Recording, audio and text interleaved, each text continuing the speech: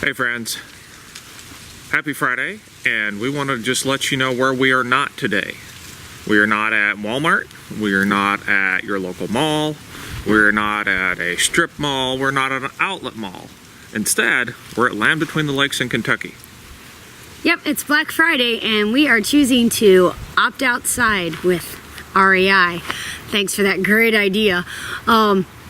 Where did you choose to opt outside or spend the day with your family? We're gonna explore here at Land Between the Lakes with ours.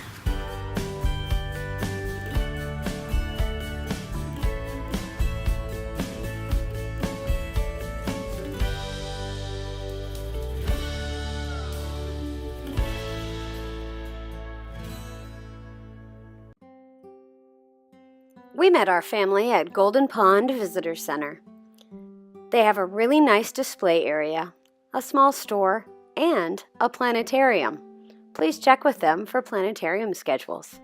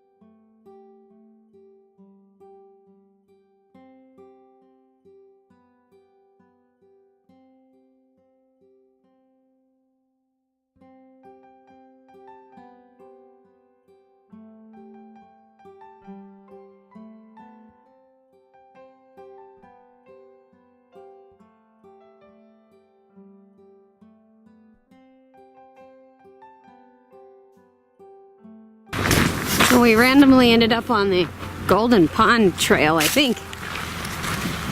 I don't know. We were just wandering around and there's a pond down here, so we're gonna go check it out. Well, our wanderings have brought us past a pond and to a road, and they have a stop sign for the hiking trail. So we're gonna turn around and go back to the visitor center. But it was a fun adventure. Well, we all finally got here and we're going to head out to the Elk and Bison Prairie to see elk and bison. The whole family's here.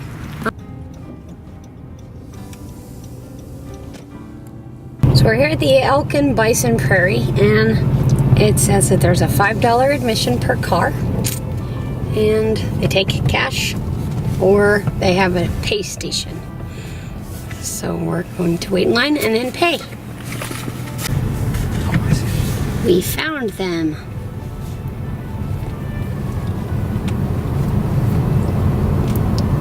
Those little lumps down there are bison. They aren't really little lumps. Since I couldn't get a really good picture, this happened.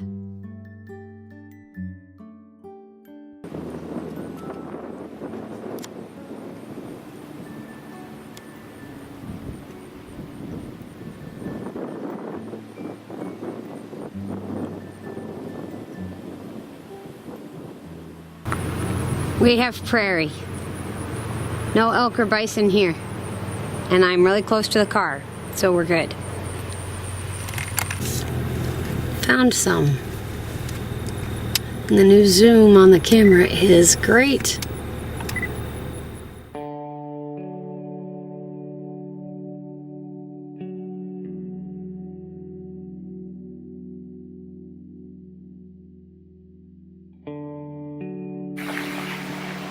Well, we just finished lunch and we're at the Woodlands Nature Station, and they're supposed to be having a program today about what the animals are going to eat for Thanksgiving. This was an educational part of our trip. We learned so much about the animals we were seeing. We're here today and checking out the animals at the nature station. We were wondering where your animals come from. All our animals here are rescue animals, so there isn't a single animal here that can be released back into the wild, and so we provide them that second home. They come from rehabbers or rescue agencies that have already rehabilitated them, and they look for a permanent educational home for these animals. So some of them have been injured, they can't be released, or they were orphaned and don't know that they're the animal that they're supposed to be, and we provide a home for them that way. Awesome, thank you. Peanut, she gets a dead mouse. Or sometimes instead of grapes we'll give her strawberries, and we try to change it up as much as possible. And today she's getting, of course, her dinner in a lovely pre-opened pumpkin for her to eat. You guys ready to see that? Yeah. They're not an aggressive species. They can't see anything to attack, so they're mostly defensive. And they play dead. They do play dead. All they can do is play dead and hope. Now, what's really cool, I'm gonna change gears for a second. I'm gonna change gears for a second here.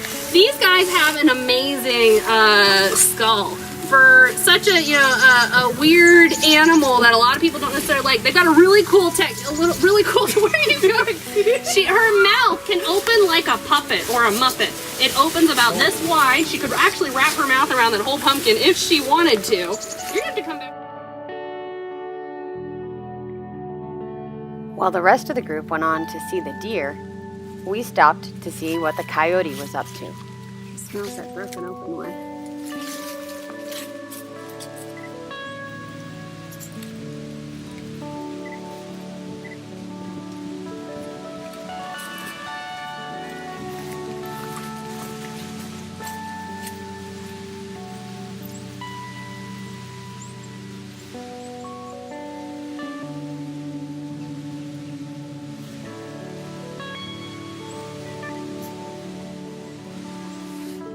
We enjoyed watching him, but found that he might be just a little bit curious about us, too.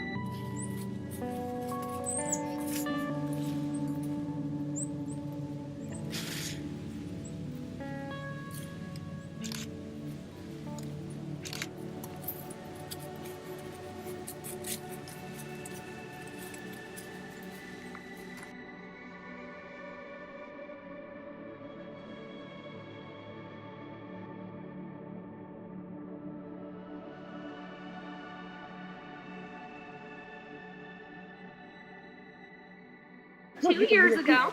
So we got two young ones that are the daughters of one that did have an orange ear tag, but she managed to pull it off. Then over here on the right, trotting, we have our fallow deer. That's one of the only. She's the only fallow deer that we have in this pen right now. We have her because she's not a native deer, but we do have fallow deer here in the area. They're a European species that was introduced here when, believe it or not, also white-tailed deer were very rare. White-tailed deer were hunted to near extirpation from the area because, once again, because of hunting laws, and so they tried to replace them with these fallow deer. We still have a herd of about 60 or 70 of them that hang out right here at the nature station. They look a little different. Oh my. So movement usually scares them, even though it could be. 119 is fearless. So, the fallow deer, they're a little darker, they look a little more like barrel with legs, they have spots their entire life, and they've got really funky antlers. They're more like moose antlers than the spiky antlers of the whitetail. There's no hunting on them now because they're considered an artifact of the time when people used to live here. But they are still protected. You can see them here in our field and our parking lot every morning.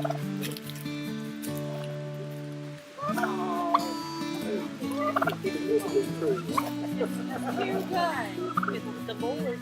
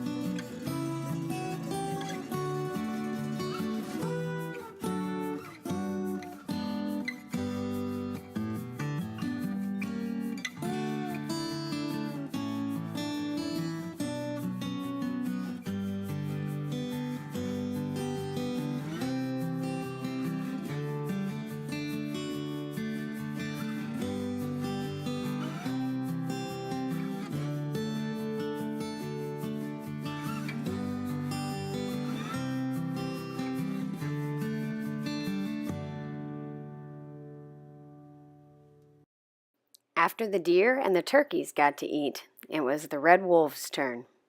Years old, and she's pretty used to us. But you'll see, even though she's been raised in captivity, she still keeps her distance. It's instinctive. They have a natural shyness to them. She'll come up and check the pumpkin out.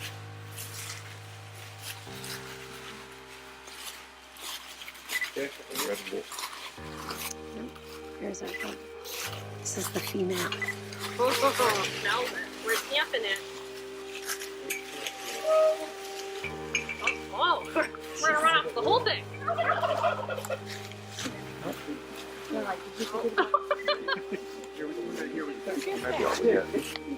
Yeah, that might have been it. Oh, here she is. She's coming around the other side. She might be going to her heavy place.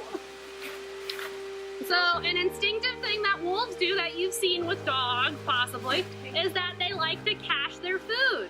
They don't want to share it with anybody else, and so sometimes they'll do this a couple different ways. Sometimes they'll pick it up. If they don't want to eat it, they'll bury it right away. If they feel like that food is threatened, they will eat it all by wolfing it down. They will swallow it whole and then throw it up and properly bury it once it's safe. Or they'll just swallow it all whole. I have seen this wolf in particular. She's actually swallowed 3 rats in one sitting to keep the male from eating them. That was the old male, not this male. And then she sat in front of this tree here and puked them all up and then ate them properly. She ain't much bigger than the coyote, is she? They're a little bigger. So, coyotes max out about 50 pounds. These guys will max out about 80. She is probably around 50 or 60. Well, small. They are a smaller wolf. So when you think of wolves, you think of the big gray wolves. They get like to 120 pounds. Red wolves are a lot smaller. Like I said, they max out at about 80. They are a highly endangered species. They're one of the most top endangered species of canines in the world. There's only 45 of them out in the wild. They used to take up the entire southeastern United States, but unfortunately, when we settled the area, we thought they were big and scary because think of 3 little pigs and a little Red Riding Hood. Who's the bad guy? The wolf. The wolf, the big bad wolf. But come to find out, wolves are not big and bad. They're actually kind of big pushovers. But we didn't know that at the time. We didn't know how important they were to the ecosystem when we did hunt them to near extinction. It wasn't until 1980 when we realized that we had done something wrong and found only 14 red wolves in existence. They are true blue American wolves. They only existed in southeast United States. And like I said, those 14 were actually captured and reintroduced into the wild, and that's where those 45 in the wild come from. So we are very proud to be part of a captive breeding program with about 40 other facilities in the United States that house these animals. And there's about 200 in captivity currently, trying to keep the species alive and trying to be part of that reintroduction program. Not only did the female eat her own snack, she took the male's too. And play an awful lot like dogs. Our old male used to run up and down the fence here. He would pounce, and try to play, how close can I get to the human and stuff like that. And it's just a different mentality. They need a lot. The wolf in them genetically needs more stimulus than our domestic dog. Our domestic dog is a result of hundreds of years of breeding, and they're basically permanent puppies. Whereas these guys, they're just a lot more challenging.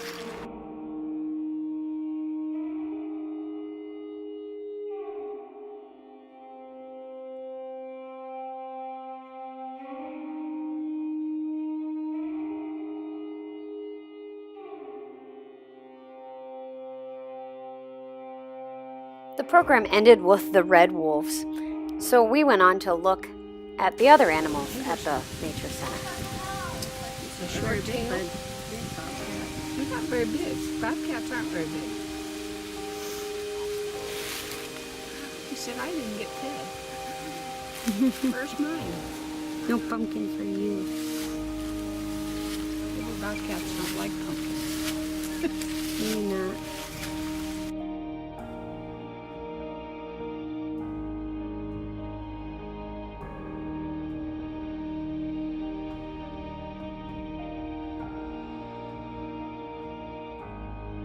Thanks for joining us at Land Between the Lakes National Recreation Area for our Black Friday Opt Outside adventure. It was a great way to spend the day with our family. We hope you liked what you saw. If you did, hit like. Leave a comment below. If you haven't yet, please subscribe. This is Kay and Matt from Happy Trails Hiking.